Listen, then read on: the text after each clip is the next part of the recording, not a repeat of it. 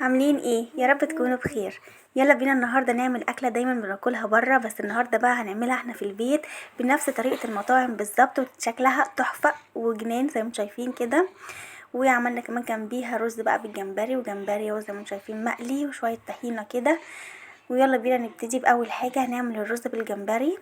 معانا بقى حله طبعا على النار، وبعد كده هننزل بيها ببصل. هنعمل طبعا اكننا هنعمل رز سمك عادي خالص، بس احنا هنا لازم الاول نشوح البصل من غير اي ماده دهنيه عشان يديني اللون اللي انتوا شايفينه دلوقتي قدامكم ده كده، من غير اي ماده دهنيه خالص، ولا زيت ولا سمنه ولا اي حاجه. والطبيعي ان رز السمك بيتعمل بالزيت مش بالسمنه. زي ما انتوا شايفين اللون ده هو اللي هيخلي الرز معايا كده بني وتحفه زي ما انتوا بتشوفيه كده بره في المطعم. شايفين؟ نحط بقى شويه زيت كده بعد ما وصلنا للون الحلو قوي ده. هنحط بقى شويه زيت، هشوح بقى البصل عادي خالص.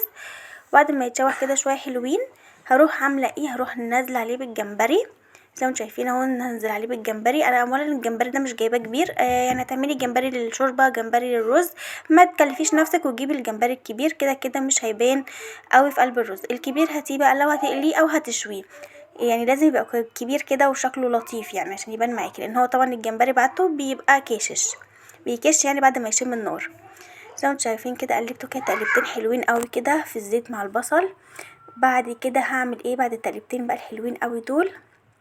هنجيب الرز اللي احنا غسلناه وسبناه يتصفى، رز مصر عادي خالص، غسلته وسبته يتصفى عادي على جنب على ما اشوح البصلايه بالجمبري زي ما انتوا شايفين. وهنزل بالرز كده.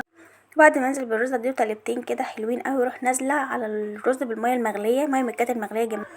افضل حاجه للرز ان هو الميه بتاعته تكون مغليه. دلوقتي هفرم بقى شويه توم معايا كده في تويستا القمر دي، تحفه يا جماعه تحفه. انصح كل عروسه بتجهز تجيب التويستا دي، تحفه في فرم التوم.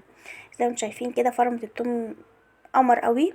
بعد كده هجيب بوله هنزل بيها، هنزل باول حاجه بالثوم اللي انا فرمته. بعد كده هروح نازله بشويه ليمون، يعني عصير ليمونه واحده، وهنزل بحوالي معلقه خل.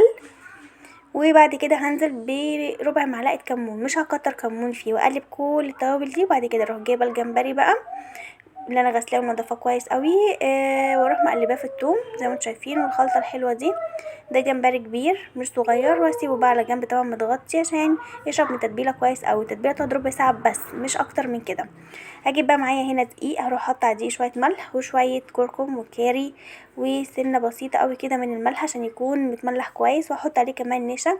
ودي البوله اللي تبلت فيها، انا شلت منها الجمبري خالص ومليتها ميه وعصره ليمون تاني مكان الجمبري محطوط عادي. وهنا هعمل ايه، هنزل بالجمبري اول حاجه في الدقيق، وبعد كده هاخده بالبوله اللي فيها الميه، هروح منزلاه في قلب الميه. بس بعد ما انا اغطيه كويس جدا بالدقيق اول مره. احنا هنا هننزل في الدقيق مرتين عشان تديني طبقه اللي بتبقى ماسكه كده في الجمبري، وطبقه جميله قوي وما ما بيسيبش الجمبري، وبتبقى معليه منه. يعني تفتحي كده طبقه يعني الطبقه اللي مغطيه الجمبري، بتلاقي ان الطبقه عاليه والجمبري جواها مش باين.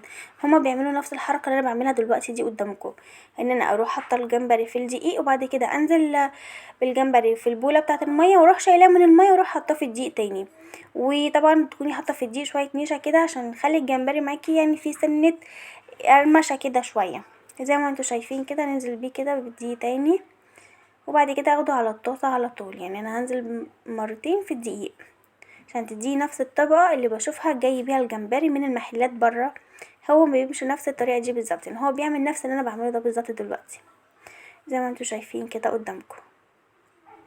شايفين بعد ما نطلعه كده ايه واحدة واحدة كده على جنب، عشان ايه لو حطيناه كله شلة كده مع بعضها او مجموعة كده مع بعضها هتلزق كلها في بعضها، يعني كل الجمبرية مع اختها كده هتبقى لازقة فيها.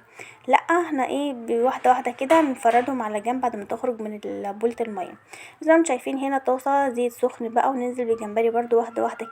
هننزل بقى بالجمبري واحده واحده زي ما انتوا شايفين كده، مش هنطول السوا على الجمبري عشان طول السوا للجمبري هيديله زي قرشه كده فيه، واحنا مش عايزينه يبقى فيه القرشه دي.